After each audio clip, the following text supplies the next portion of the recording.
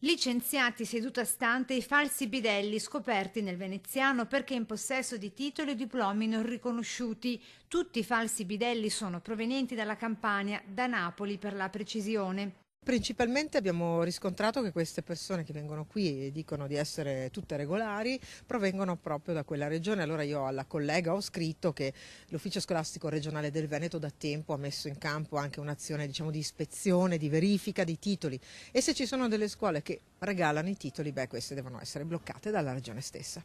I due licenziati lavoravano all'Istituto Comprensivo Ongaro del Lido di Venezia, 3 al momento i casi segnalati a Murano invece, diversi altri nelle scuole di Dole e della Riviera del Brenta, che proprio in queste ore stanno ricevendo un provvedimento disciplinare che porterà alla risoluzione del loro contratto. E quindi, siccome sono entrati non in ruolo da graduatorie nazionali, ma legate alle graduatorie dei singoli istituti, le scuole si stanno attivando e noi come Regione, insieme all'Ufficio Scolastico Regionale, che è il Ministero sul territorio, stiamo monitorando la situazione. Com'è emerso questo sottobosco?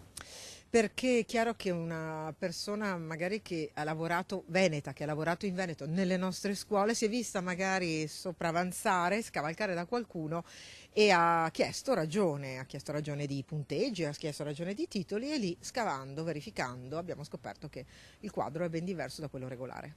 Caso che ora dopo ora, a detta dell'assessore regionale di reparto, sembra essere destinato ad allargarsi e ad assumere proporzioni sempre maggiori e, non si esclude, anche di possibile matrice criminale. E stiamo raccogliendo dei dati che presenteremo perché hanno dei tratti anche significativi di una diffusione di questo malcostume, perché si tratta alle volte di dichiarazioni fallaci, mendaci, alle volte di titoli che non sono corretti, alle volte di scuole che, come ho detto già alla collega della Regione Campania, vanno verificate.